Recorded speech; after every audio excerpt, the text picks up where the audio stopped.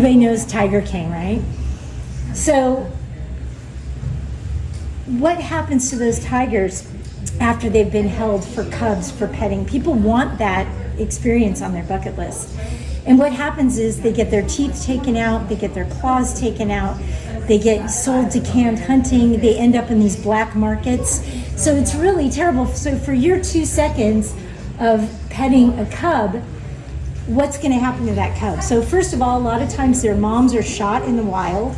Then they're given so you can get this 2-second selfie, which is great. People want that. They want the experience of being close to these animals. This is our problem. We want to be close to animals. And because of that, we do these terrible things. This is really clearly a case of a white tiger who is drugged. His teeth have probably been taken out. That's why his tongue is hanging out. And look at these people. They love this cub. This is the best day of their lives. They're coming in going, oh my God, this is a great experience being here with this cub. And he's clearly just drugged out of his mind. So I think that as ethical tourism, if you want to be in ethical tourism, you have to ask yourself, like, what has happened to the animal for this? Like, why has this, that's where they end up. They end up in canned hunting or medical experiments, because nobody should be able to hug or pet an apex predator ever, period. It's 2 seconds for us, but it's a lifetime for these animals. There's other things. Swimming with dolphins, is that a normal dolphin behavior? No, it's a terrible thing. So a lot of these dolphins are captured in the wild. They're brought to these tanks, they swim around. You know that dolphins and cetaceans use sonar. So when they capture them from the wild, they're calling out to their families through sonar. After the first half an hour in a tank, they stop using their voice, and they will never use their voice again until they die. And there's videos of dolphins hitting their heads on the walls of tanks to commit suicide, because that's how awful it is. But this woman's having a blast, right? Another thing that I wouldn't be talking about is elephant riding. So an elephant's spine is not weight bearing. So when you sit upon the elephant's back, its back is slowly cracking. But you go on a tourist ride, even in a zoo, at zoos, a lot of zoos do that, a lot of county fairs do it.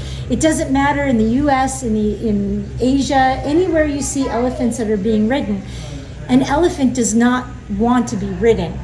So they do something called pajan, which is where they take the nursing baby away from its mom and they beat it till it's completely senseless. It's called learned helplessness. It's a psychological form of torture. And then they put the saddle on it. If it throws the saddle off, they put it back in the crush box. And every single elephant that's been ridden has had this experience. So they reach out for their moms, because their moms can hear them scream, and they get burned with cigarettes. They get stabbed with spears. And when they finally put the saddle on, this is what you're dealing with, an elephant, a baby elephant who's had this happen to them. But people don't know that. You see the brochures, you see, oh my gosh, it'd be so fun to go riding an elephant. But this is the reality of that. Primates, a lot of people don't realize that, sorry, it's a little bit out of order, but it doesn't really matter. A lot of people don't realize, in a lot of cards and things, you see primates doing this face. It's considered a smile, but it's actually fear face. So primates don't make that unless they're threatened or under supreme distress. But they don't put like the loose mouth of a happy primate in pictures. There's shows where primates are chained, they're forced to wear makeup. It's kind of disgusting and obscene, but a lot of people that go to places like Thailand do that. And lest you think it's a problem just for overseas, it happens here. It happens at zoos. It happens at the Edmonton Zoo, at all these places where animals are abused for our benefit. So one of the things that people ask me all the time is a sanctuary ethical? The key is to look at where the animal is being kept. Is it in a cage? Is it in a tank? Is it in an enclosure that's inappropriate? Look to see if it's in a natural environment. If it's a baby animal, If you were a mom of a human and some random person came up and asked to hold your baby, would you want that? Like, no human wants some random stranger to hold their baby. Animals are the same. A lion doesn't want you to take their lion cub. An elephant doesn't want you to take their elephant baby. Nobody wants to have their infants taken. So check to see if it's an infant animal or the animal's been separated from its herd. Is the animal doing something that's not appropriate? And don't share photos on social media. That's really important, because a lot of times if people see it, they want it. If you show a picture of a chimpanzee in a dress with a diaper holding a cell phone, that's not ethical. You should show, and people think, oh, I think it's natural that chimps are holding cell phones and dressed as baby clothes, wearing diapers. So check to see if it's doing something unnatural. Don't share images of animals doing unnatural things. Is the animal forced to interact? One of the things you'll see in, particularly with Lucy in the Edmonton Zoo, is if she's out walking, they're using something called a bullhook or an ankh. They're illegal in California, but their only purpose of a bullhook is to inflict pain. They're like a fireplace poker. So they beat them in the eyes, they beat them in the ears, and they force them to walk. They force them to interact with people. A lot of people buy paintings by elephants. You know, elephants don't paint. They can pick up things with their trunks, but they don't naturally paint. So the way that they train them to paint is they drill a hole through the tip of their trunk and they force them to paint by using a sharp stick in their ear. People don't know that. They come back and go, oh, I bought this painting by an elephant, but it's all done through cruelty. No elephant wants to paint you a picture of a flower or another elephant. See if the animal's acting drugged, declawed, or restrained. No way should you be able to sit with a giant tiger. A tiger's an apex predator. You shouldn't be able to sit with it. They're opiated, they're drugged. Make sure that they do have adequate food and shelter and enrichment. One of the things is you should make sure you're an ethical sanctuary, and that's kind of a hard thing to determine, because a lot of sanctuaries say that they're ethical, but they're not. And one of the ways you can sort of determine it is if the animals do have adequate food and water, if people are being able to inappropriately interact with those animals, being held, being cuddled, having selfies, all that. That's not an ethical sanctuary. If, like a pay-to-play, what we would call a pay-to-play sanctuary, if they're breeding animals for the captivity is not considered ethical unless they should be allowed to live out their lives. Our goal would be to decrease the captive population and increase the wild population. So those are just some of the ways you can feel. And I know people like to be an ethical tourist, and I just hope that moving forward people will be more conscious about those 5 minutes of happiness for us and how it is for that animal. So I know there's only 2 of you, but did anybody have any questions? Yes? So what about the zoos where they take injured animals and rehabilitate them? I think they say they do that in Arizona. They do it in a lot of places. So it surprises a lot of people, because I speak all over the world on zoos and captivity. It surprises a lot of people to know that I'm actually not anti-zoo. And the reason for that is if you shut down every zoo tomorrow, we'd have a catastrophic situation with tens of thousands of animals that would have nowhere to go. What I believe would be the best future for zoos is if they can slowly decrease the captive wildlife population and switch to a sanctuary methodology for their wildlife. I mean, you can't take a tiger that was 3rd generation bred in a zoo and take it back to India. It won't survive. I don't want them to breed any more tigers in the zoo, but they're there. So the best thing to do would let them be to naturally die off and then move to a different methodology with the way that we treat them. I mean, elephants in particular, the more we know about them, the more profound they are. They use medicinal herbs. They have been observed doing ritualistic behaviors like worshiping at night. Most zoos, they're chained indoors. So imagine having a religion that you couldn't practice because you're being chained. So I would like to see those fade out. And then the big question with zoos, because they're always promoted, as being ethical, wholesome, fun for people. How will my daughter learn about a lion if she doesn't see one in captivity? That is the golden question, the $24 billion question. And I would ask you, I don't know, how did they learn about T-Rex? How did they learn about a velociraptor? How did they learn about a unicorn? I don't know, but they've never seen one in a zoo, I can tell you that. So they have so many great things you can do with like interactive experiences. Like, you could through film and movement, you could be surrounded by an entire herd, or swimming with dolphins, or swimming with cetaceans, which are like orcas and dolphins, and you wouldn't need to actually capture these animals from the wild. So I would imagine if we were just sitting here enjoying our life, doing what we're doing, and suddenly some alien spaceship came down and captured us and took us up to their planet, and say they're smarter than us, or they have clearly better technology than we do, and they put us into a really nice condo, and all the other aliens came and looked at us, and then they would breed us, but they would take our babies and give them to another condo, and all the aliens would come and throw stuff at us and look at us and point. How would you feel? It could be a really nice condo, right? It could have all the amenities, but you'd never be able to leave. And I think one thing that's lost in seeing captive wildlife is that you're not really seeing the wildlife. You're seeing a prisoner, and they're not exhibiting naturalistic behaviors. They're not behaving as they would in the wild. When you see an animal in the wild, you see a cheetah, and even if it has a 7-acre enclosure, which seems enormous by zoo standards, a cheetah is designed to run 55 miles an hour. They're never going to get that in a 5-acre enclosure or something. So you're basically taking away what thousands of millennia of evolution has designed these animals for. You're basically taking all that away from them. Elephants, they're designed by nature to walk 180 kilometers a day. They have huge family groups. They're like you with your big extended family. They get together, they fight, they laugh, they do all these things. And you're basically taking all that away from them. So I think that, and it fits in with veganism as well, I think the biggest problem with us is that we put ourselves at the top of the pyramid.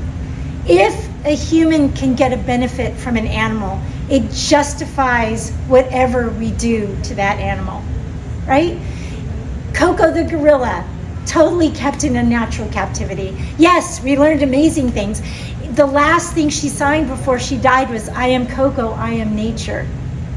What does that tell you? She was kept in the most unnatural enclosure ever. But we learned a lot from her, right? So I think that if we're going to survive as a species, we have to look at us as a circle, not as a triangle where everything that we can learn out of these animals is justified by, or anything's justified so long as we get a benefit. And I'm going to just wrap up with one quick story about zoos, actually. So a very good friend of mine, who is a founder of an elephant sanctuary, was a zookeeper. A lot of people that start in zoos go to sanctuaries. And they had an elephant who had been in the circus.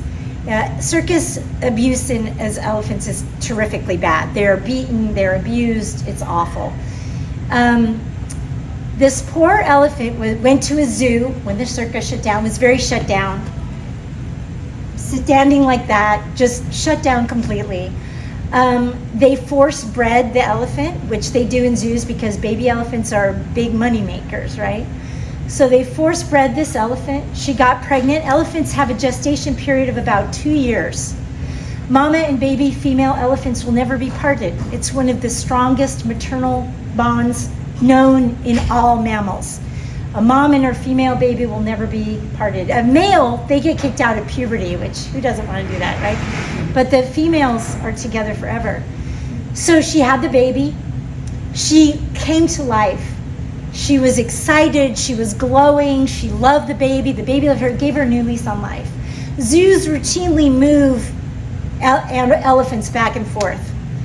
The day came about 2-3 years after the baby elephant was born when they came to take the baby elephant away from the mom. And the mom did all her circus tricks, begging, "Don't take my baby," standing on her hind legs, standing on her face, doing all that. They took the baby to send it to another zoo. The mom died and the baby died. So if I could say anything, I would just love to see it if people could really be conscious and pressure zoos to change their methodology, to look at the welfare of the animal.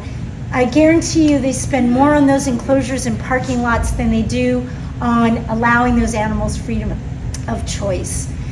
And they do some good, but I would just hope that we can all learn to look at the wild animals and all animals as a circle, and we are one of many instead of the apex. So that's it. If you have any more information, thank you very much.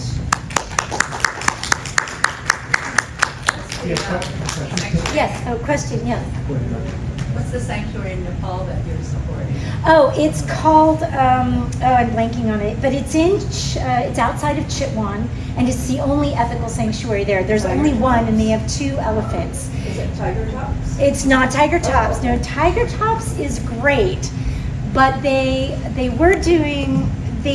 kind of backslid a bit. They still do riding. No, it started by 2 people, and I'll have to get back to you on it because I can't remember. But I was just there a couple months ago, and they do actual real humane stuff. So no riding, no nothing, and they have a really good relationship with all the hotels around them, so that there's a good possibility they'll get more elephants and be able to expand, because elderly elephants are very hard to take care of. They're very expensive. Once they can no longer be ridden, then they're a burden. So to retire them to sanctuary would be the dream. So these things have to start really slowly. And Nepal, one of the things that I talk a lot about is how to monetize wildlife. It's a huge issue because there is a degree of Western saviorism in wildlife rescue. It's very easy for armchair keyboard warriors to look at a subsistence level farmer that kills their goat that was going to feed their family and hate that person that killed the lion or speared the elephant that ate their crops, which is a huge problem. So you have to make the local population benefit from wildlife, or it will be doomed to fail. One of the best places is Rwanda, actually, in terms of balancing that. They were down to less than 150 gorillas, and people were taking gorillas out of the wild and selling them for bushmeat for $2, $2 a piece. They decided, some guy, a Rwandan guy, decided that they would start taking all the money from these permits, which are quite expensive, $1,600 for the permits to visit, and start doing community benefit. So they started opening schools and textile mills and doing things. Now the population's over 800 or maybe even over 1,000. They have to build new land because they have to buy new land for the national park because there's so many gorillas. All the guys that were doing the bushmeat, they work in this village, they get to make money. So the wildlife's out of control, growing. The people are making tons of money. The tourists that can afford it love it. So it's a win-win. And one of the dangers in Western cultures, we come in and go, well, this is how you should manage your wildlife. And really, you need to look for community-based solutions. That's part of what I do in my business, is community-based conservation. So that's a huge answer to your question about ethical, but zoos and things. But, so I got off on the sidetrack. Yes. Any more questions? Yeah. Yes. A couple of questions, please, Thyra. So, do you have any information about the exotic pet trade? And also, you just said you do community solutions, but do you have any advice about advocacy, like legislatively or through laws, either to push charges against the operators? In Canada's democracy, I know it's a little bit different than the US. Like, we don't have such input where we can testify in the state capital or even the city or anything like that. We can't draft bills. We have to find an MP or some politician or a law decision maker on our side. So from tactic and strategy, what's you know, I can't really address legal issues. The one thing I can tell you is the devil's in the dollars. If you want to push through change, you have to make it more monetarily beneficial to keep the animals well and safe than to abuse them. And that comes down to you guys. how are you spending your money? Are you spending it going to a zoo? Are you spending it doing elephant riding? Are you spending it going to Tiger King? Are you spending it to do abusive things? If everybody in this room and everybody in Canada said, oh, I'm not going to support that zoo anymore, I will tell you within a month, that zoo would change the way that it manages animals. And that's true of anything. So, and I think from the money comes the politicians. If everybody, a good example of this would be something like tuna. You know, there was a big outcry about like how tuna, well, I won't do tuna because that's been a minute. I'll talk about elephant riding in Thailand. In Thailand, I've been going there for 30 years. Originally when I went, every single place offered elephant rides. Elephant rides, elephant rides. Everybody did elephant rides. And it was really popular. I'll actually show, there's some people here that weren't here before. So that's Tiger King. But so in any elephant that's being ridden, this is the way they've been abused to be able to give rides. And when I first started going to Thailand, and this is every elephant, it doesn't matter if it's in the UK, in a circus, in a zoo, anywhere that you are riding an elephant, they've been abused. In America, they tie them because their spines are not weight bearing. So if you're gonna sit on that elephant, it's been abused or it would never let you sit on it. So this is the end result of pajan or crushing for an elephant. It's still alive, it will be ridden by tourists that happily go there. 30 years ago when I first started going to Thailand, there was no humane sanctuaries. Everybody was going to Thailand. We have pictures riding the elephants. Well now, fast forward 30 years of slow advocacy, just one person at a time, people in this room, and now people are going to ethical sanctuaries, and there's hundreds and hundreds of ethical sanctuaries with varying degrees of ethical behavior. But because there was a monetary incentive, people who ran elephant riding realized it's not making money anymore, so they're like, okay, we're not going to ride elephants anymore, now we're going to just let people feed them or whatever, which they may not be 100% ethical, but it's better. So I think that if you want to be a solution, the best thing to do is educate. If your friends are going to Thailand or going to a zoo, say, hey, have you thought about not doing that? Have you thought about going to volunteer at a sanctuary if you want to teach kids about a sanctuary? Have them go to a farm sanctuary. If people want to learn about wildlife, take them to a park. You have these crazy looking rabbits in Canada, I had no idea. Take them there, let them learn about wildlife that's really present with you right now. So I think that that's probably the way forward in terms of what I know, what I'm able to speak to, which is really the advocacy of the wallet. Making the dollars count for ethical things. That's key. And the exotic pet trade? The exotic pet trade, well, again, if nobody bought them, no one would buy them. So if nobody bought them, then there would be no money, there would be no incentive. So a lot of times you see those chimps, and their chimps should never be displayed doing unnatural things. Like riding, there's a good example. So this is a Thai show about monkeys. Anytime you share images of baby monkeys in diapers and things like that, you're basically just promoting the idea that chimps exist for us and they're just little monkey babies. But really, we should not be doing those kinds of things and only share images of elephants or of chimpanzees in the wild or monkeys in the wild. So that's sort of key. I think a lot of it's our own behavior. It's the same thing. It's all about money. Don't share things like that. Don't share selfies with animals unless they're in nature. Don't share pictures of animals doing unnatural things, and you shut down the market. You need to shut down the market and tell your friends. You have so much power. Everybody in this room, if you tell 5 people, hey, I learned it sucks to ride elephants, don't take a picture of a tiger selfie.